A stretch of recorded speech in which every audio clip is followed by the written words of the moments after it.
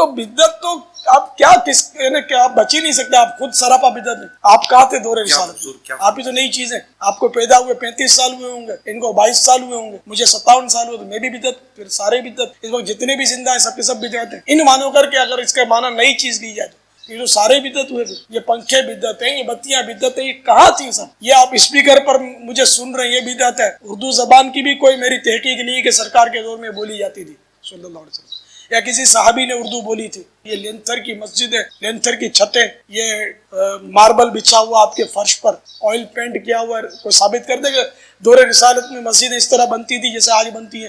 کوئی گنبد ثابت کر دے مسجد کا کہ پہلے گنبد بنتا تھا اور یہ طاق نما محراب مسجد میں بنتے تھے, منارے بنتے تھے مسجد کے. کوئی ثابت کر دے؟ کبھی بھی نہیں ثابت کرے گا کہ بنتے نہیں تھے. الحمدللہ رب العالمین والصلاة والسلام علی سید الانبیاء والمرسلین وعلی آلہ واصحابہ اجمعین الی یوم الدین. الحمدللہ آج 1 جنوری 2023 کو سنڈے کے دن ہمارا یہ پبلک سیشن نمبر 75 منعقد ہونے جا رہا ہے. آج ماشاءاللہ تعالی ہمارے اس سیشن کی ڈائمنڈ جوبلی بھی ہے اور 1 جنوری 2023 ہے. اللہ تعالیٰ اس آنے والے سال کو پوری دنیا کے مسلمانوں کے لیے بالخصوص اور باقی تمام انسانوں کے لیے بالعموم ایک خیر والا سال بنائے, آمین.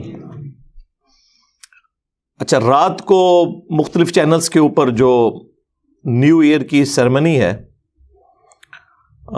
اس کے حوالے سے کچھ ویڈیوز آئی تھیں. یہ آپ کے سوالات تو میرے پاس آ چکے ہیں ریئل ٹائم پرچیوں کی شکل میں اسے بعد میں ڈسکس کرتا ہوں. پہلے مجھے ضمناً ایک چیز یاد آ گئی, اور وہ یہ نیو ایئر کی سیلیبریشن کے پوائنٹ آف ویو سے بعض لوگ اسے ایک مذہبی ایکٹیویٹی کے طور پر پریزنٹ کرتے ہوئے اس کے اوپر بدعت کا فتویٰ لگاتے ہیں. ایک تو اس کا وہ پہلو ہے کہ اس رات کے اندر اگر کوئی بے حیائی کا کام ہوتا ہے یا کوئی فضول خرچی ہوتی ہے ضرورت سے زیادہ, تو اسے تو یقیناً ہم کنڈیم کریں گے. اور اس کا تعلق صرف نیو ایئر نائٹ کے ساتھ نہیں ہے. جب کبھی بھی اس طرح کی ایکٹیویٹیز ہوں گی ان میں جو ایک اسراف والا پہلو ہے, قرآن و سنت کے خلاف ایکٹیویٹیز والا پہلو ہے, اس کو تو ہم کنڈیم کریں گے. اس کا اسپیسیفکلی کسی ایک رات کے ساتھ تعلق نہیں ہے. لیکن فی نفس ہی کسی کو نئے سال کے اوپر ایک میسج کر دینا ہیپی نیو ایئر کا, خواہ وہ آپ 1 محرم کو کر رہے ہوں یا 1 جنوری کو کر رہے ہوں, تو اس میں کوئی شرعی گرفت والا معاملہ نہیں ہے. یہ آپ کے سوشل ایشوز ہیں, ان کے اوپر شریعت نے کوئی قدغن نہیں لگائی بھی. لہٰذا وہ جو حدیث جو سنن ابی داؤد کے اندر موجود ہے, من تشبہ بقوم فہو منہم, جو کسی قوم میں مشابہت اختیار کرتا ہے ان کی, وہ ان میں شمار کیا جائے گا. یہ اس کیٹیگری میں فال نہیں کرتا. وہ اسپیسیفکلی ریلیجس ایکٹیویٹیز میں انوالومنٹ ہے. جس طرح آپ سمجھ لیں ہولی دیوالی کے موقع کے اوپر ان ایکٹیویٹیز کے اندر شامل ہونا, کرسمس کی ایکٹیویٹی کے اندر شامل ہونا, جو اسپیسیفکلی ایک شرک کے اوپر مبنی ایکٹیویٹی ہے. ظاہر ہے ہمارا تو عقیدہ نہیں ہے کہ حضرت عیسیٰ ابن مریم جو ہیں وہ نعوذ باللہ اللہ کے بیٹے ہیں, یا اللہ ہی نے عیسیٰ ابن مریم کا روپ دھارا ہوا ہے. کل ہماری تفصیلی ویڈیو بھی اس حوالے سے ریکارڈ ہو چکی ہے, اپلوڈ ہو گئی ہے. 25 دسمبر کو میں نے پچھلی دفعہ وہ کی تھی, پچھلے سنڈے کو. تو اسلام چونکہ توحید کے معاملے میں سینسٹیو ہے اور یقیناً اس پوری کائنات کا مقصد ہی توحید کی پہچان ہے, تو اس میں تو ہم کوئی کمپرومائز نہیں کریں گے. اسی طریقے سے اگر کوئی سکھوں والا کڑا پہن لیتا ہے یا کوئی ہندوؤں والا سندھور اپنے ماتھے پہ لگا لیتا ہے, یہ ساری کی ساری ریلیجس ایکٹیویٹیز ہیں. یا گلے کے اندر سلیب کا لٹکا لینا, ایک ٹائی پہننا, ٹائی تو اس کیٹیگری میں فال نہیں کرتی. ظاہر ہے ٹائی تو ہندو بھی پہنتے ہیں, مسلمان بھی پہنتے ہیں, کرسچنز بھی پہنتے ہیں, جوز بھی, اور ایک ڈریس کے طور پر ہے. اگر یہ ریلیجس ایکٹیویٹی ہوتی تو ویٹیکن سٹی کے جو پوپ ہیں انہوں نے بھی ٹائی لگائی ہوتی, وہ سلیب ہی لٹکائی ہوئی ہوتی ہے. اسپیسیفکلی جو ریلیجس ایکٹیویٹی ہے کسی بھی مذہب کی, اس کو اڈاپٹ کرنا یہ اسلام کے اندر حرام ہے, بدعت ہے اور قابل گرفت ہے. اور اگر شرکی کیٹیگری میں کوئی چیز چلی جائے گی تو وہ تو بہت زیادہ پھر خطرناک معاملہ ہو جائے گا دنیا اور آخرت کے اعتبار سے. اللہ تعالیٰ اس طرح کی ایکٹیویٹیز سے تو ہمیں محفوظ رکھے, آمین. باقی یہ کسی کی برتھ ڈے کے اوپر کوئی میسج کر دینا اس کو, یا نیو ایئر کے شروع ہونے کے اوپر کوئی میسج کر دینا, تو یہ ریلیجس ایکٹیویٹی نہیں ہے. اس کو خام خواہ ریلیجن کے ساتھ جوڑنا یہ بڑی سخت زیادتی ہے. اور یہ کہنا کہ وہ لوگ کرتے ہیں اس لیے ریلیجس ایکٹیویٹی ہو گئی, تو وہ لوگ جن کی طرف آپ اشارہ کر رہے ہیں ان میں سے تو اکثر لوگ سیکولر ہیں, کئی ان میں سے ایتھیسٹ ہیں, ان کا مذہب سے کوئی لینا دینا نہیں ہے. اور اگر آپ اسی طریقے سے ریزیمبلنس بنانا شروع کر دیں گے پھر تو معاملہ خطرناک ہو جائے گا. پھر جو علماء یہ فتوے لگا رہے ہیں ان کے ہاتھوں میں جو 2-3 لاکھ روپے کے اسمارٹ فون ہیں, جن کو میں 76 موبائل کہتا ہوں پنجابی میں, اتنے بڑے بڑے, تو وہ بھی اسی کیٹیگری میں فال کر جائیں گے. جن گاڑیوں میں وہ گھومتے ہیں, دندناتے پھرتے ہیں, اور جو اسلحہ وہ یوز کرتے ہیں, باقی ساری چیزیں جو یوز کر رہے ہیں, ایون آج تو قرآن, بخاری, مسلم بھی ان پرنٹنگ پریس کے اوپر پرنٹ ہو رہا ہے جو اجمیر شریف والوں کا بنایا ہوا ہے اور بغداد شریف والوں کا. یقیناً ان کا نہیں بنایا ہوا, یہ بھی گوروں کا بنایا ہوا ہے. تو یہ اس کیٹیگری میں چیزیں فال نہیں کریں گی. بدعت کی ڈیفینیشن کو آپ سمجھ لیں. بدعت کی جو ڈیفینیشن ہے بخاری اور مسلم میں, اس میں واضح الفاظ ہیں, من احدث فی امرنا ھذا فہو رد, جس نے ہمارے امر میں جو ہم نے دین کے طور پر تعلیم کیا ہے اس میں کوئی چیز داخل کر دی وہ مردود ہے. یہ الفاظ ہی بتا رہے ہیں. ایک ایکسٹریم کے اوپر اہل حدیث حضرات کا موقف ہے جو ہر معاملے میں بہت سینسٹیو ہوتے ہوئے بعض اوقات بدعت کے معاملے میں غلو کا شکار ہو جاتے ہیں, اور دوسری طرف ہمارے حنفی لوگ ہیں, خصوصاً بریلوی دیوبندی اور اہل تشیع, یہ لوگ دوسری ایکسٹریم پہ چلے جاتے ہیں. حق درمیان میں ہے. بدعت کے معاملے میں بہت سینسٹیوٹی ہے, اس میں کوئی شک نہیں ہے. من احدث فی امرنا ھذا فہو رد, جس نے ہمارے دین کے اندر کوئی ایسی چیز داخل کر دی جو اس میں سے نہیں ہے وہ مردود ہے.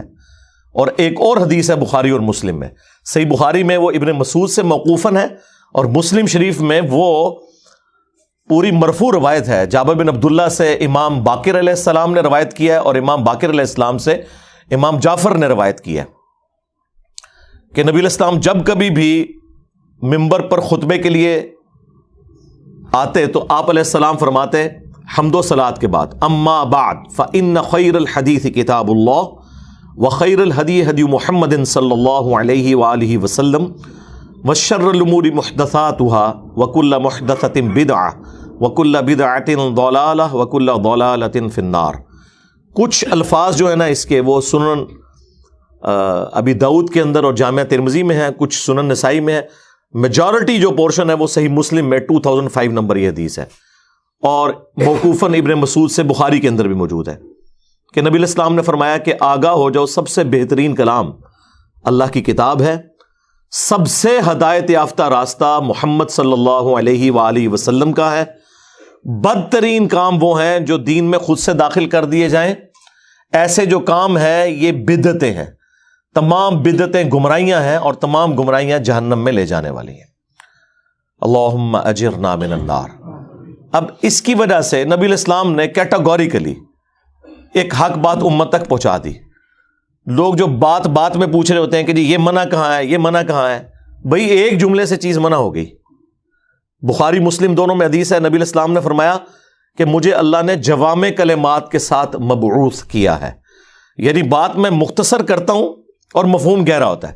اب یہ مختصر سی بات ہے کہ سب سے بہترین کلام اللہ کی کتاب ہے, سب سے ہدایت یافتہ راستہ محمد صلی اللہ علیہ وآلہ وسلم کا ہے. بس اتنی بات ہوتی نا تو آپ کے لیے پھر بھی کوئی گنجائش نہیں کر سکتی تھی کہ ہاں آپ کا بھی ہے لیکن وہ زیادہ بہترین ہے. لیکن ساتھ جو کہا نا وَشَرَّ الْأُمُورِ مُحْدَثَاتُهَا, اور بدترین کام وہ ہیں جو خود سے انوینٹ کر دیے جائیں, اور یہ کام بدعتیں ہیں, اور تمام بدعتیں گمراہیاں ہیں, اور تمام گمراہیاں جہنم میں لے جانے والی ہیں. تو اب اس کے بعد کوئی گنجائش نہیں رہے گی, خواہ کوئی نیکی کا کام بھی کرے وہ بدعت کی کیٹیگری میں فال کرے گا. مثال کے طور پر اگر کوئی شخص عید کی اذان دینا شروع کرتے تو کسی حدیث میں یہ مینشن نہیں ہوا کہ عید کی اذان منع ہے, صرف احادیث میں بخاری مسلم میں یہ آیا ہے کہ نبی علیہ السلام عید کے لیے اذان نہیں دلواتے تھے, لیکن آپ نے کہیں نہیں فرمایا کہ میں منع کرتا ہوں یا اذان دینا گناہ کا کام ہے اذان تو بڑا نیکی کا کام ہے. بخاری مسلم دونوں میں حدیث ہے کہ اذان کی آواز سے شیطان کی ہوا خارج ہو جاتی ہے اور وہ وہاں سے بھاگ جاتا ہے کئی کلومیٹرز دور تک. تو عید کے موقع کے اوپر تو 2 اذانیں ہونی چاہیے کہ بعض لوگ تو صرف عید کے لیے مسجد میں آ رہے ہوتے ہیں, لیکن عید کے لیے اذان کوئی نہیں ہے, اذان نہیں ہے, اقامت بھی نہیں ہوتی, ڈائریکٹ نماز پڑھی جا رہی ہوتی ہے. کبھی کسی بریلوی نے, کسی دیوبندی نے, کسی شیعہ نے, کسی اہل حدیث نے اذان نہیں دی. پوچھیں کیوں؟ وہ کہتے ہیں ثابت نہیں. لیکن بریلوی حضرات سے تو ہم پوچھیں گے, آپ کے نزدیک تو ڈیفینیشن ہی نہیں. آپ کہتے ہیں جو بھی نیکی کا کام ہو, خواہ قبر پہ اذان دینا ہو, خواہ اذان سے پہلے درود و سلام پڑھنا ہو, وہ ہم نے کر لینا ہے چونکہ نیکی کا کام ہے, اس کو کون منع کر سکتا ہے. تو آپ کی ڈیفینیشن میں تو یہ ہونا چاہیے. تو وہ کہیں گے نبی علیہ السلام سے ثابت نہیں. تو بس یہی ہماری ڈیفینیشن تھی کہ جو دین کے امر میں چیز ثابت نہیں ہے نا, فہو رد, وہ مردود ہے. البتہ یہ یاد رکھیے گا, دین کو جو سپورٹیو چیزیں ہیں نا, دین کی ترویج کی خاطر اصلی دین اپنی جگہ ہوتے ہوئے ان چیزوں کو دین کی سپورٹ کے طور پر رکھنا, اس کا حکم ہے نبی علیہ السلام کی طرف سے. اور وہ چیز ہے جس کی وجہ سے لوگ دھوکہ دیتے ہیں کہ جی مسجد میں قالین بچھانا, مسجد میں ایئر کنڈیشن لگوانا, مسجدوں کے مینار بنانا, اس میں محراب رکھنا, اسپیکر لگانا, یہ بھی تو نبی علیہ السلام کے زمانے میں نہیں ہوتا تھا. تو بدعت تو آپ کیا آپ بچ ہی نہیں سکتے. آپ خود سراپا بدعت ہیں. آپ کہاں تھے دور رسالت؟ آپ ہی تو نئی چیز ہے. آپ کو پیدا ہوئے 35 سال ہوئے ہوں گے, ان کو 22 سال ہوئے ہوں گے, مجھے 57 سال ہوئے, تو میں بھی بدعت, پھر سارے بدعت. اس وقت جتنے بھی زندہ ہیں سب کے سب بدعت ہیں. ان مانو کر کے اگر اس کا معنی نئی چیز لی جائے تو یہ جو سارے بدعت ہوئے. یہ پنکھے بدعت ہیں, یہ بتیاں بدعت ہیں, یہ کہاں تھی سب؟ یہ آپ اسپیکر پر مجھے سن رہے ہیں, یہ بدعت ہے. اردو زبان کی بھی کوئی میری تحقیق نہیں کہ سرکار کے دور میں بولی جاتی تھی صلی اللہ علیہ وسلم, یا کسی صحابی نے اردو بولی تھی. یہ لینتھر کی مسجد ہے, لینتھر کی چھتیں, یہ ماربل بچھا ہوا آپ کے فرش پر, آئل پینٹ کیا ہوا ہے. کوئی ثابت کر دے کہ دور رسالت میں مسجد اس طرح بنتی تھی جیسے آج بنتی ہے؟ کوئی گنبد ثابت کر دے مسجد کا کہ پہلے گنبد بنتا تھا اور یہ طاق نما محراب مسجد میں بنتے تھے, منارے بنتے تھے مسجد کے. کوئی ثابت کر دے؟ کبھی بھی نہیں ثابت کرے گا کہ بنتے نہیں تھے. اور بھائی کوئی شخص نماز پڑھتے ہوئے یہ نیت کرتا ہے کہ اوپر اس قالین کے, نیچے اس پنکھے کے, سامنے اس اے سی شریف کے, منہ طرف خانہ کعبہ شریف, اس کا دین سے کیا تعلق ہے؟ اگر حج کے اوپر ہم بائی ایئر ٹریول کرتے ہیں, اونٹ پہ سفر نہیں کرتے, گدھے پہ سفر نہیں کرتے, تو حج کی ایکٹیویٹیز تو وہی ہیں. ایون وہاں پہ بھی صفا مروہ کی اسی طریقے سے صحیح آپ نے کرنی ہے, خواہ ویل چیئر کے اوپر کر رہے ہوں یا پیدل کر رہے ہوں. طواف کعبہ آپ سواری کے اوپر کریں یا پیدل کریں, ایکٹیویٹی تو وہی ہے. نبی علیہ السلام نے خود اونٹ کے اوپر طواف کعبہ کیا ہے تاکہ لوگ آپ کی زیارت کر لیں. اور یہ بھی جھوٹ ہے کہ نبی علیہ السلام نے پیدل حج کیا ہے, آپ علیہ السلام نے سواری پہ حج کیا ہے. بھی خواہ لوگوں نے نا پیدل حج کیا, بڑا ثواب کا کام ہے. خود بھی مصیبت میں ڈالتے ہیں, ساتھ فیملی کو بھی عذاب میں ڈالتے ہیں. بھئی اللہ نے فیسلٹی دی ہے, نبی علیہ السلام نے بھی یوز کیا, آپ بھی یوز کریں. ہاں اگر صرف کوئی بیچلرز گئے ہوئے ہیں تو پیدل حج کرنا آسان ہے کیونکہ آپ جلدی اپنے معاملات کو ٹیکل کر لیتے ہیں. وہ آپ جائیں گے تو آپ کو اندازہ ہو جائے گا انشاءاللہ تعالیٰ. تو اصل ایکٹیویٹیز اپنی جگہ پہ ہیں, لہٰذا یہ بدعت کی کیٹیگری میں فال نہیں کرتی. ان کی مثالیں دینا بالکل غلط ہے صرف اپنی بدعتوں کو حلال کرنے کے لیے کہ جی یہ کام بھی تو ہو رہے ہیں نا. یہ دین میں داخل نہیں ہوئے, یہ دین کو سپورٹیو ہے. اور اس کی اصل وہ حدیث ہے جو صحیح مسلم کے اندر ہے کہ نبی علیہ السلام کے پاس کچھ نیو مسلمز آئے اور کپڑے بھی پورے نہیں تھے ان کے جسموں پہ, بعض لوگ ننگے پاؤں تھے, بعض ننگے بدن تھے. نبی علیہ السلام کو ان کی حالت کے اوپر بڑا ترس آیا. آپ علیہ السلام نے نماز کے بعد مسجد کے صحن میں ممبر لگوایا اور ایک بلیغ خطبہ ارشاد فرمایا جس میں آپ نے انفاق فی سبیل اللہ کی ترغیب دلائی اور فرمایا کہ اپنے آپ کو جہنم کی آگ سے بچاؤ, خواہ ایک کھجور ہی صدقہ کر کے ہو. اور اتنی ترغیب دلائی کہ لوگ اپنے گھروں میں گئے. سب سے پہلے ایک انصاری صحابی اٹھے, وہ اپنے گھر میں گئے اور جتنا سامان ایک بڑے بورے میں آ سکتا تھا وہ انہوں نے ڈالا اور اس بورے کو گھسیٹتے ہوئے مسجد نبوی کے صحن میں حضور کے سامنے لا کے رکھا. صحیح مسلم کے الفاظ ہیں کہ نبی علیہ السلام کا چہرہ مبارک تھوڑی دیر پہلے جو پریشانی کی وجہ سے غم کے آثار تھے وہ اس طرح چمکنا شروع ہو گیا جیسے سورج چمکتا ہے. خوش ہو گیا آپ. اور اصحاب کہتے ہیں کہ وہ انصاری اس بورے کو مشکل سے ہی اٹھا پا رہے تھے، وہ اتنا بھرا ہوا تھا. تو نبی علیہ السلام نے اس کی طرف متوجہ ہوتے ہوئے فرمایا کہ جس نے اسلام میں اچھا طریقہ جاری کیا، جتنے لوگ اس پر چلیں گے ان کا ثواب بھی اس کو ملے گا. کیونکہ اس بورے کو دیکھ کے باقی لوگوں میں بھی ہمت ہوئی کہ یار اگر یہ غریب آدمی اتنا صدقہ اور خیرات کر سکتا ہے تو ہم کیوں نہیں کر سکتے.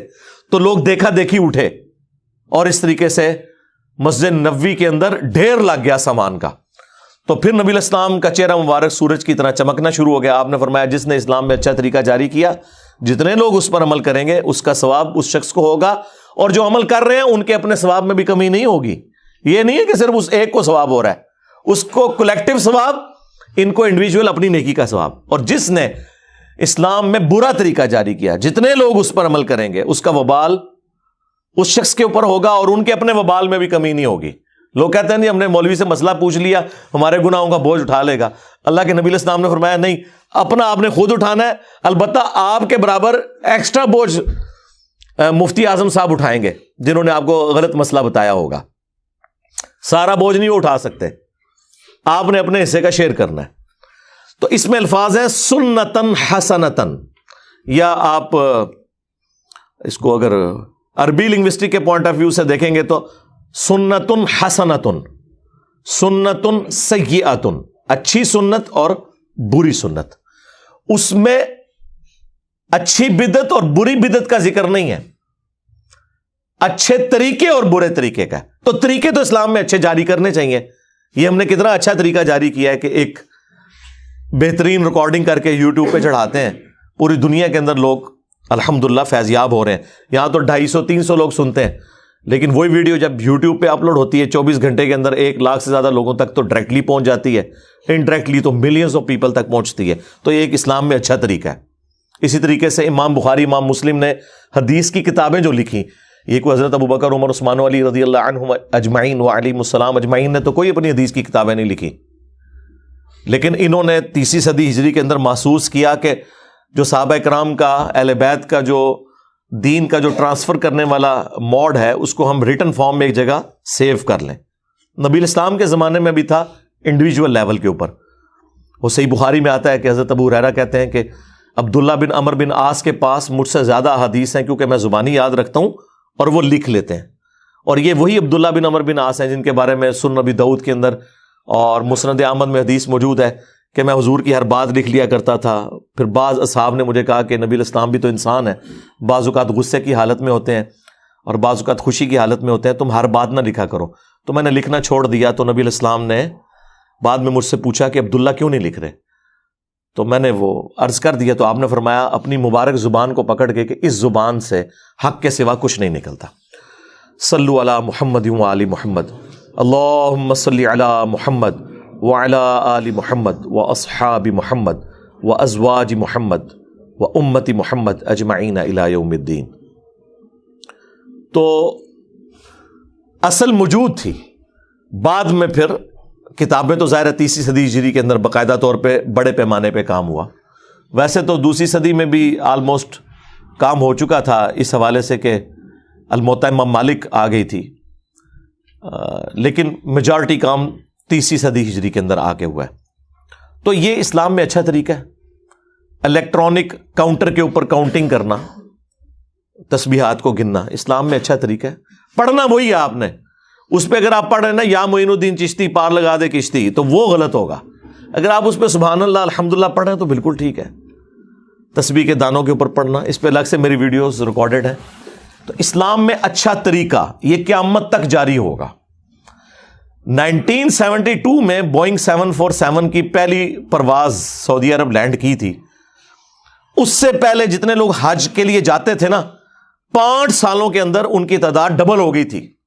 کسی بزرگ کی برکت سے نہیں، صرف ایئر لائن کا جو سفر شروع ہوا، کیونکہ لوگوں نے کہا کہ یہ تو بڑا سیف سفر ہے.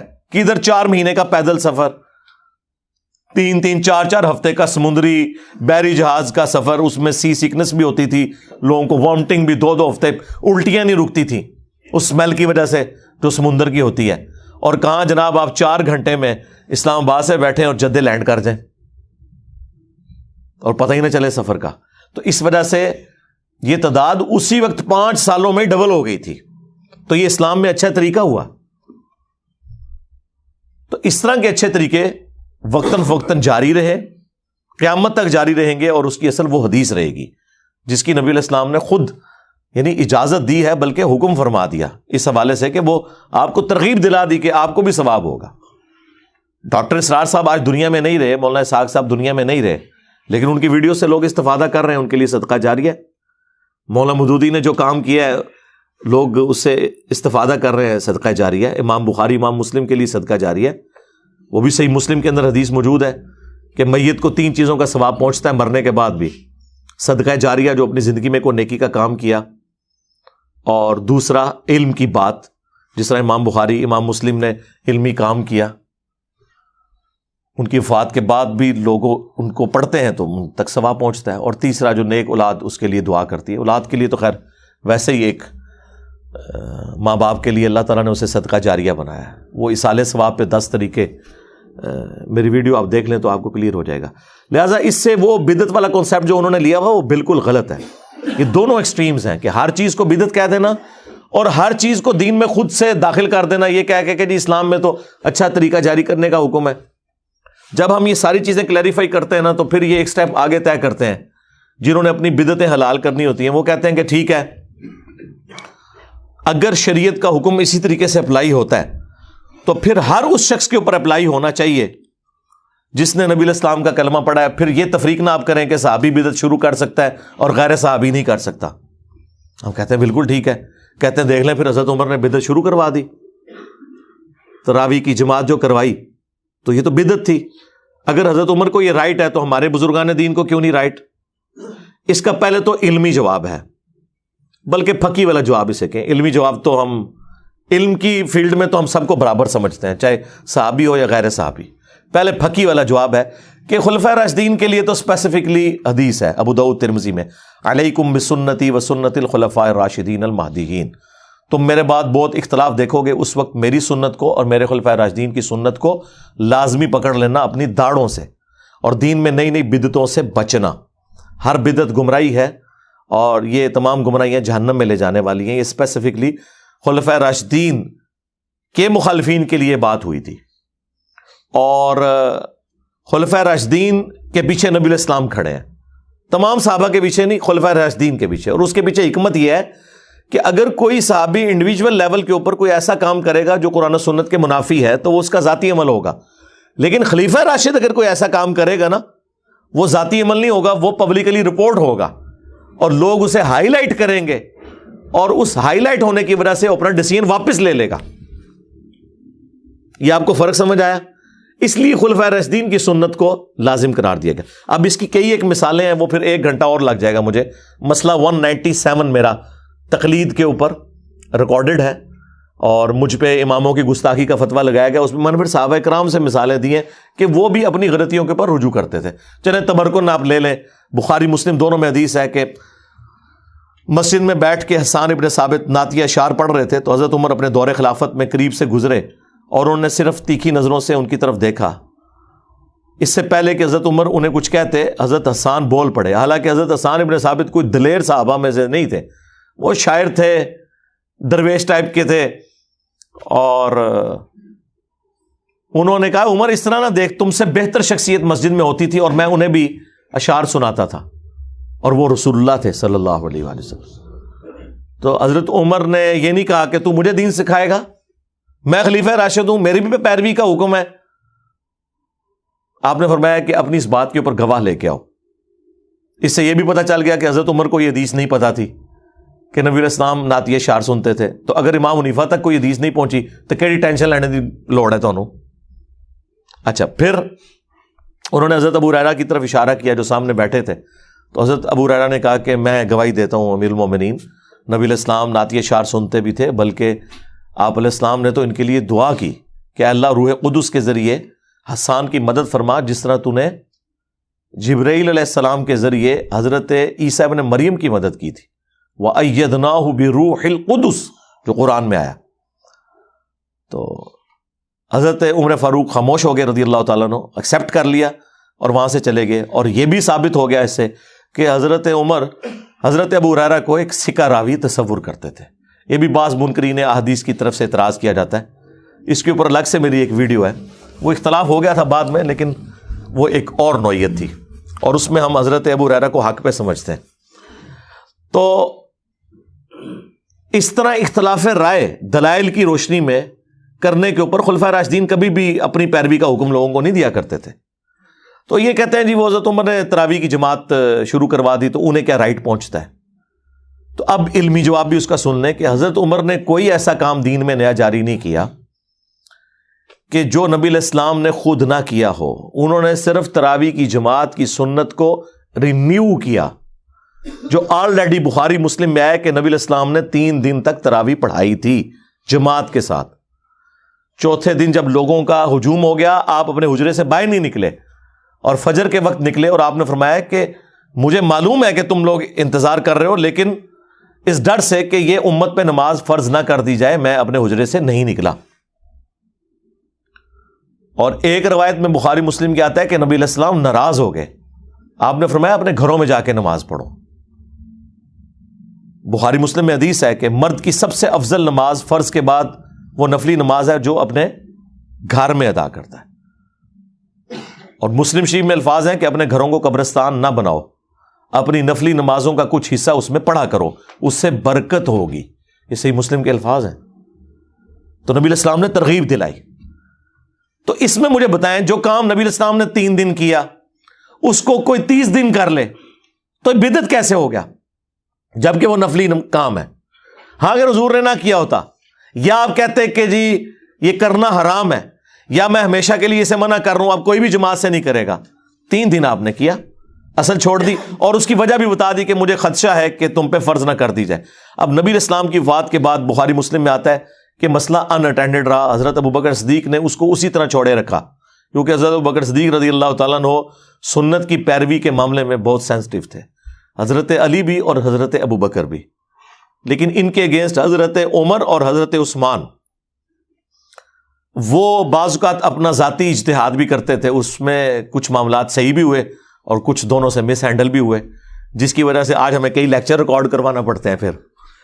ٹھیک ہے, لیکن حضرت ابوبکر اور حضرت علی ان دونوں میں خوبی تھی کہ وہ سنت سے ذرا بھی نہیں ہٹتے تھے. آپ کو پتہ ہے جب قرآن لکھنے کا معاملہ آیا ہے اس میں بھی حضرت ابوبکر کہہ رہے تھے کہ میں وہ کام کیوں کروں جو نبی علیہ السلام نے نہیں کیا, وہی تو آپ نے لکھوائی تھی, لیکن ایک جگہ 2 گتوں میں اس طرح جمع کر کے نہیں دیا امت کو. بہرحال خیر پھر انہوں نے اس معاملے میں کہا کہ مشورہ اچھا ہے, ایکسیپٹ کر لیا. یعنی حضرت ابوبکر صدیق رضی اللہ تعالیٰ عنہ ہر معاملے میں نہ سے سٹارٹ کرتے تھے کہ پہلے میں دیکھوں گا حضور نے کیا ہے نہیں کیا, پھر آگے تکاں گے کہ اس کی ضرورت ہے کہ نہیں. پہلے تو ہوگی نہ, پھر جب قائل کوئی کر لے گا تو ٹھیک ہے وہ ہاں. یہ پوری تفصیل آپ کو بخاری میں مل جائے گی قرآن کی کتابت کے پوائنٹ آف ویو سے, جو جنگ یمامہ ہوئی تھی اس کے بعد. بہرحال یہاں پہ ان اٹینڈڈ رہا مسئلہ حضرت ابوبکر صدیق کے دور میں. حضرت عمر کے بھی بخاری کے الفاظ ہیں کہ کچھ عرصہ شروع کے کچھ سال یہ ان اٹینڈڈ رہا مسئلہ. پھر حضرت عمر نے ایک دن مسجد میں آئے, بخاری کے الفاظ ہیں, دیکھا کہ لوگ ٹولیوں کی شکل میں نا ایک ایک حافظ کو آگے رکھ کے تو نفلی نمازیں مختلف جگہ مسجد میں ادا کر رہے ہیں. اس کا مطلب یہ ہے کہ آلریڈی کئی جماعتیں مسجد میں ہو رہی تھیں, اس کو کوئی بدعت نہیں سمجھ رہا تھا, کیونکہ ہر بندے کو تو قرآن زبانی یاد نہیں ہے, اور اس وقت تو لوگ لکھنا پڑھنا بھی بہت کم لوگ جانتے تھے. تو ایک ایک مرضی کا حافظ آگے کیا, ایک کونے میں قرآن سن لیا. ان کے لیے تو قرآن ایک مزے کی چیز تھی نا, جس طرح آپ رات کو سٹوری سن کے سوتے ہیں کیونکہ آپ کی اپنی زبان میں ہے, ان کے لیے تو قرآن ان کی اپنی زبان میں تھا, وہ تو انجوائے کرتے تھے اسے. تو نبی علیہ السلام کی وفات کے بعد یہ ٹولیوں کا سلسلہ جاری رہا. پھر حضرت عمر نے کچھ عرصہ تو دیکھا اپنے دور خلافت میں, پھر آپ نے کہا میں ان ساروں کو ایک امام کے پیچھے کیوں نہ جمع کروں. تو پہلا جھوٹ تو یہ ہے کہ حضرت عمر کے اوپر یہ بہتان ہے کہ انہوں نے جماعت شروع کروائی, غلط ہے. کئی جماعتوں کی ایک جماعت کی جماعت شروع نہیں کروائی, جماعت خود حضور نے کروائی تھی صلی اللہ علیہ وآلہ وسلم, اور اس کو چھوڑنے کی وجہ یہ بتائی تھی تم پہ فرض نہ ہو. تو حضور کے بعد تو وہی نازل نہیں ہونی تھی, اس لیے صحابہ کرام اپنے اپنی ٹولیوں میں پڑھتے تھے. اور حضرت تمیم داری کو اور ابی ابن کعب کو صحیح بخاری میں آتا ہے حکم دیا کہ انہیں نماز پڑھائیں. اور الموطا امام مالک میں الفاظ موجود ہیں کہ انہیں حکم دیا کہ 11 رکعتیں پڑھائیں ان کو. 8 نوافل ہوتے تھے اور 3 وتر, 11 رکعتیں پڑھتے تھے. 20 والی روایت بھی الموطا امام مالک میں ہے، لیکن یزید بن رومان نے حضرت عمر فاروق کا زمانہ نہیں پایا، وہ منقطع روایت ہے۔ 11 والی روایت موجود ہے، الموطا امام مالک کے اندر بھی ہے اور مشکات کے اندر بھی انہوں نے نقل کی ہے یہ روایت۔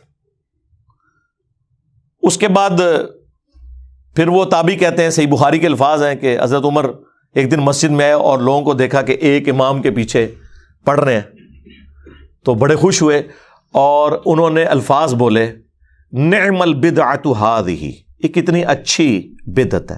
یہاں بدعت سے مراد دین میں نیا کام نہیں تھا، ورنہ جب وہ یہ بول رہے تھے تو لوگ کہتے کہ حضرت اچھی بدعت کون سی ہوتی ہے؟ وہ ان کو پتا تھا کہ میں بدعت کن معنوں میں کہہ رہا ہوں، ایک سنت جو 3 دن تک تھی اسے رینیو کیا، پلس مختلف ٹولیوں والے اماموں کو ایک امام ان کے اوپر مقرر کیا ایک دین میں، یہ آپ سمجھ لیں یہ انہی معنوں میں تھی سنتن حسنتن۔ لیکن بدعت کا جو کہ لفظ انہوں نے یوز کیا اس سے لوگوں نے پلی لے لی کہ جی دین میں اچھی بدعت جاری کر سکتے ہیں۔ ہم کہتے ہیں ٹھیک ہے آپ بدعت کا لفظ بھی بول لیں، ہمیں کوئی اعتراض نہیں، لیکن کام آپ نے وہ کرنا ہے جو حضور نے خود کیا ہو۔ کرو جتنی مرضی بدعت کرو، لیکن اس کی اصل دین میں موجود ہو۔ یعنی نبی علیہ السلام نے کبھی سفید پگڑی باندھی، کبھی کالی باندھی، کبھی آپ نے ٹوپی بھی پہنی، کبھی سرخ چادر بھی رکھ لی۔ ایک بندہ پوری زندگی سفید پگڑی باندھتا ہے، ہم اسے نہیں کہیں گے تم جو ہے وہ گناہ گار ہو، اصل موجود ہے باندھو۔ ایک صرف کالی باندھتا ہے، کوئی اعتراض نہیں، کرو۔ نبی علیہ السلام نے ہمیشہ سفید کپڑے نہیں پہنے، آپ نے سبز بھی پہنے، آپ نے سرخ بھی پہنے، آپ نے کالے بھی پہنے، میری پوری تفصیلی ویڈیو ہے اس کے اوپر۔ لیکن ایک بندہ ہمیشہ ہی سفید کپڑے پہنتا ہے، ٹھیک ہے، ہم اسے کہہ دیں گے اچھی بدعت ہے، کرو۔ لیکن یہ بدعت اس لیے نہیں ہوگی کہ وہ ایک سنت ہے، ہاں اس اعتبار سے بدعت ہے کہ حضور نے ہمیشہ سفید نہیں پہنے تھے، آپ نے مختلف رنگوں کے پہنے ہیں، تو آپ ٹھیک ہے یہ کریں، ان معنوں میں کریں آپ جتنا مرضی، لیکن آپ اس کی اصل تو دیکھیں۔ میں اکثر کہتا ہوں ہمارا مقدمہ آپ انٹرنیشنل کورٹ میں لے جائیں، گورا بھی ہماری بات کو سمجھ لے گا۔ تم لوگوں نے اس لیے نہیں سمجھنا کہ تمہارے بابے تمہیں غلط دین بتا گئے، تمہیں یہ نظر آتا ہے کہ اب اس کی بات سنیں گے تو بابوں کا کیا بنے گا؟ بھائی بابوں کو چھوڑو، اپنی آخرت کی فکر کرو اور اپنا رشتہ اس شخص کے ساتھ مضبوط کرو جس کی قبر مدینے میں ہے۔ صلو علی محمد وآل محمد، اللہم صلی علی محمد وعلی آل محمد واصحاب محمد وازواج محمد اجمعین الی یوم الدین۔ اب اس غم میں آپ زندگی گزارو گے تو یہ تو مسئلہ حل ہو گیا۔ پھر وہ کہتے ہیں جی حضرت عثمان نے بھی جمعے کی 2 اذانیں شروع کروا دی تھی، یہ اس سے بڑا جھوٹ ہے۔ جی بخاری میں لکھا ہے، سرکار کاش بخاری آپ نے خود پڑھی ہوتی، حضرت عثمان نے کوئی دوسری اذان شروع نہیں کروائی، وہ ایک ہی اذان تھی، 2 مختلف جگہ پہ ہوتی تھی۔ آج اگر ایک شہر کے اندر 10 اذانیں ہو رہی ہیں زور کی تو ہم انہیں 10 گنیں گے یا ایک زور کی اذان گن رہے؟ ایک ہے، 10 جگہوں پہ ہو رہی ہے۔ ہاں ایک مسجد کے اندر اگر ہو رہی ہوں پھر ہم کہیں گے تو حضرت عثمان نے ایک مسجد میں تو 2 اذانیں شروع بھی نہیں کروائی۔ بخاری کے الفاظ ہیں کہ جب مسجد میں لوگوں کا رش بڑھ گیا تو حضرت عثمان غنی رضی اللہ تعالیٰ عنہ نے بازار میں ایک اذان پیرلل میں شروع کروائی تاکہ لوگوں کو پتا چل جائے کہ مسجد میں آنا ہے جمعے کی نماز کے لیے۔ پیرلل میں شروع کروائی کیونکہ سپیکر نہیں تھا، اور نہ شیخ عبد القادر جیلانی تھے کہ ایتھے بہ کے سنن تھے، وہ غار معین الدین چشتی نے سن لیا جی، خراسان کے وہ پہاڑوں میں عبادت کر رہے تھے، انہوں نے کہا کہ آپ کا جو پاؤں مبارک میری آنکھوں میں ہے۔ وہ حضرت عبد القادر جیلانی دی جعلی آواز انورٹڈ کاماز میں جو انہوں نے منسوب کی ہے وہ پہنچ سکتی ہے، حضرت عثمان کی صحابہ کی آوازیں جو ہے نا وہ مسجد سے باہر بھی نہیں لوگوں تک پہنچتی تھی، تو انہوں نے کہا کہ لوگوں کو آواز نہیں جاتی، تو پیرلل میں انہوں نے ایک اذان شروع کروائی تاکہ ان کو پتا چل جائے، جس کا ایکویلنٹ آج کل سپیکر ہے۔ سپیکر کی آواز بازار میں پہنچ جاتی ہے، کوئی ضرورت نہیں، اور اگر آپ نے 2 اذانیں دینی ہے ضرور دیں، مسجد کے اندر نہ دیں، وہ بدعت ہے، ٹھیک ہے دیں آپ 2 نہیں، میں کہتا ہوں آپ 50 اذانیں شروع کریں، ہر گلی میں ایک مؤذن کھڑا کریں، سپیکر اپنے اتارو، جان چھوٹے ہماری بھی ان آوازوں سے، پیرلل میں شروع کرو، لیکن مسجد میں ایک اذان جس طرح اہل حدیث دیتے ہیں، یہ بالکل سنت کے مطابق ہے۔ علماء عرب نے بھی جو مسجد کے اندر 2 اذانیں شروع کی ہیں، ہمارے نزدیک وہ بدعت ہے، مسجد میں دوسری اذان نہیں ہوگی، مسجد میں ایک ہی اذان ہوگی۔ لہٰذا یہ سعودی عرب کی مثالیں دینا، وہاں بھی ہوتا ہے جی، حرمین میں 20 تراویحیں ہوتی ہیں، وہ بھی ایک الگ ہے کہ وہ انہوں نے کیا کام شروع کیا ہے ادھر 10-10 کر کے۔ حرمین میں صرف یہ 2-3 باتیں انہیں نظر آ رہی ہیں، حرمین کی اونچی آمین انہیں نظر نہیں آ رہی، حرمین میں امام کعبہ کا اور مسجد نبوی کے امام کا رفع الیدین کرنا انہیں نظر نہیں آ رہا، مسجد نبوی کے امام کا سورہ فاتحہ پڑھنے کے لیے جہری نمازوں میں سکتہ دینا نہ انہیں نظر آ رہا ہے نہ اہل حدیثوں کو نظر آ رہا ہے۔ اپنی حرمین کا اس دین سے کوئی لینا دینا نہیں ہے، دین وہ ہے جو کتابوں میں ہے۔ یہی تو ہم عرض کر رہے ہیں کہ مرنے سے پہلے اے مسلمان کر لے اس پہ غور، کتابوں کا خدا اور ہے، بابوں کا خدا اور، اگرچہ بابے بھی اسی خدا کو مانتے ہیں لیکن ہم نے دیکھنا ہے کتابوں میں دین کیا ہے۔ بابے تو ہر ایک اپنا اپنا سلسلہ شروع کر کے چلے گئے، تو حضرت عثمان غنی رضی اللہ تعالیٰ عنہ نے کوئی دوسری اذان شروع نہیں کروائی، وہ ایک ہی اذان تھی۔ اچھا، اس میں بخاری میں تیسری اذان کا لفظ ہے، وہ اقامت کو بھی اصل میں اذان گنا جاتا تھا، تو وہ اس لیے کسی کو پڑھتے ہوئے ہو سکتا ہے کنفیوژن ہو جائے، وہ دو سے مراد ایک اذان اور اقامت وہ چھوٹی اذان ہوتی ہے، تو وہ تیسری اذان کا اضافہ کیا وہ اس، اور یہ پتہ ہے ان کو، حنفیوں کو پتہ ہے، وہ بھی اس کو جب شرح لکھتے ہیں نا اپنی بریلوی دیوبندی تو وہ لکھتے ہیں کہ یہاں دوسری اذان سے مراد اقامت ہے اور تیسری سے مراد وہ دوسری اذان ہے جو پیلل میں شروع ہوئی تھی بازار کے اندر، تو وہ آپ کریں۔ اس سے کیسے کوئی بدعت کا ثبوت لینا شروع کر دے گا؟ اس طرح مختلف قسم کی انہوں نے یعنی باتیں بدعت کے حوالے سے مشہور کی ہوئی ہیں۔ نبی علیہ السلام تو ان معاملات میں اتنے سینسٹیو ہیں کہ بخاری مسلم دونوں میں حدیث ہے کہ نبی علیہ السلام نے وضو کے بعد ایک دعا تعلیم فرمائی، اس میں الفاظ تھے بِنَبِيِّكَ الَّذِي أَرْسَلْتَ، میں اس دین کے اوپر، کتاب کے اوپر ایمان لے کے آیا جو تیرے نبی کے ساتھ نازل ہوئی۔ اس صحابی نے وہ دعا حضور سے یاد کی، اس کے بعد جب نبی علیہ السلام کے سامنے پڑھی تو اس نے بِنَبِيِّ کا کی بجائے کہہ دیا بِرَسُولِ کا، اور یہ بہتر الفاظ ہیں۔ رسول سپرلیٹو ڈگری ہے۔ مسند احمد میں حدیث موجود ہے، مشکات میں بھی، کہ 1,24,000 انبیاء ہیں لیکن ان میں سے رسول صرف 315 ہیں جو صاحب شریعت ہے، باقی صرف انبیاء ہیں۔ تو اس نے بہتر ڈگری استعمال کی، بِرَسُولِكَ الَّذِي أَرْسَلْتَ، تو نبی علیہ السلام نے منع فرما دیا۔ آپ نے فرمایا تم وہی کہو جو میں نے تعلیم کی ہے۔ نبی علیہ السلام کی سینسٹیوٹی کا یہ لیول تھا۔ وہ کہتے ہیں نہیں، وہ بخاری مسلم میں ایک صحابی نے حضور کے پیچھے حمدن کثیرن طیبا مبارکن فی پڑھ دیا تھا خود سے ہی، اور نبی علیہ السلام نے اسے انڈورس کر دیا۔ جی بالکل، تو کہتے ہیں اس سے ثابت ہوا کہ آپ دین میں چیز داخل کر سکتے ہیں۔ نہیں سرکار، کیسے ثابت ہو گیا؟ جب اس صحابی نے یہ پڑھا اور وہ 30 سے زیادہ فرشتے اس کا ثواب لکھنے کے لیے جھپٹ رہے تھے، تو نبی علیہ السلام کو اللہ نے یہ منظر دکھا دیا اور نبی علیہ السلام نے اپنی مہر لگا دی کہ اس کا یہ ثواب ہے۔ آج کون مہر لگائے گا؟ اس زمانے میں تو بہت کچھ ہوا۔ ابو داؤد میں حدیث ہے کہ ایک صحابی کو خواب میں اذان کے الفاظ سکھائے گئے اور صحابہ مشورہ کر رہے ہیں آپس میں کہ لوگوں کو مسجد میں بلانے کے لیے کیا کیا ایکٹیویٹیز کی جائیں۔ کسی نے کہا کہ وہ جس طرح گھنٹی مارتے ہیں یہ کلیسا والے وہ کیا جائے، کسی نے کہا کوئی، تو ایک صحابی نے کہا یا رسول اللہ میں نے یہ خواب دیکھا ہے، نبی علیہ السلام نے اس کو انڈورس کر دیا۔ اب وہ ایک صحابی کو خواب آیا، نبی علیہ السلام نے اسے انڈورس کر دیا، وہ دین کا حصہ بن گیا۔ آج کون کرے گا اسے ویریفائی؟ لہذا حضور کی زندگی میں اگر آپ علیہ السلام نے کسی کام کو یہ کیا تو کسی سے منع بھی تو فرمایا، بِرَسُولِكَ الَّذِي أَرْسَلْتَ، آپ نے کہا وہی پڑھو جو میں نے کہا۔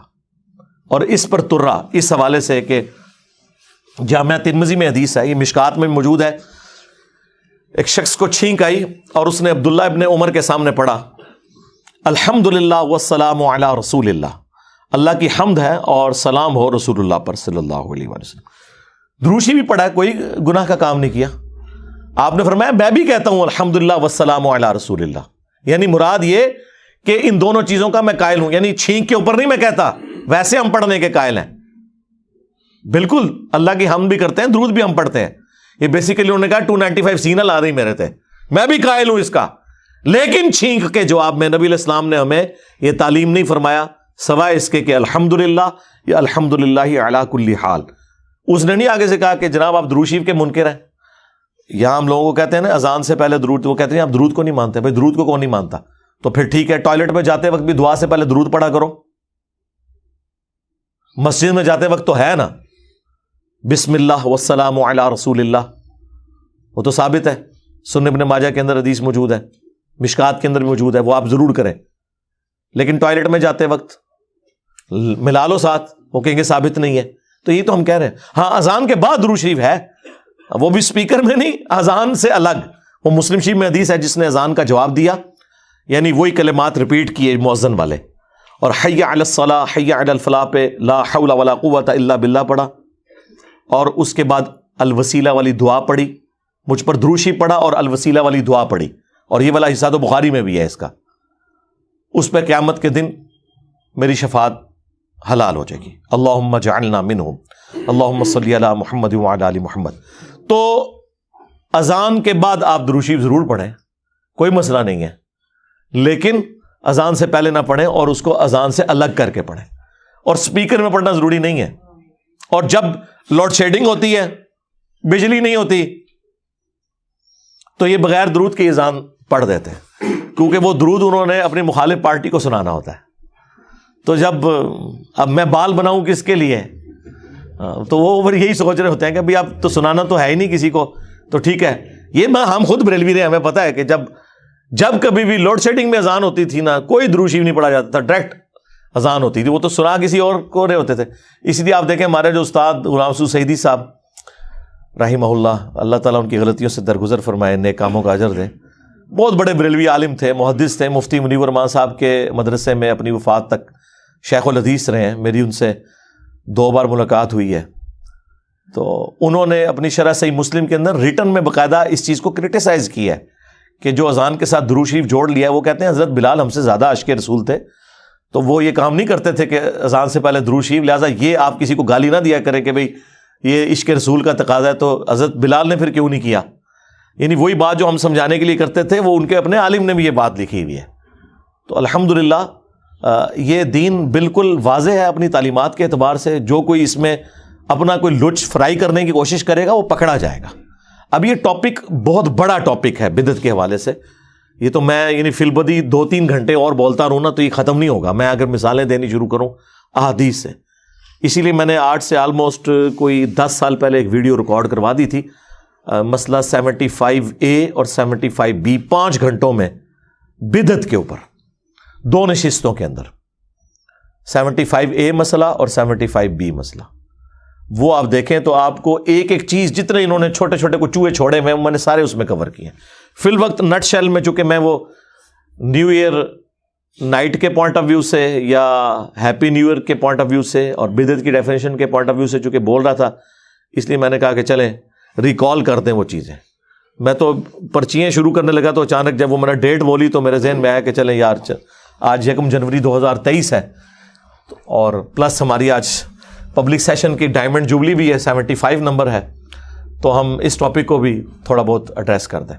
صلو علی محمد وآل محمد، اللہم صلی علی محمد وعلی آل محمد واصحاب محمد وازواج محمد وامت محمد اجمعین الی یوم الدین.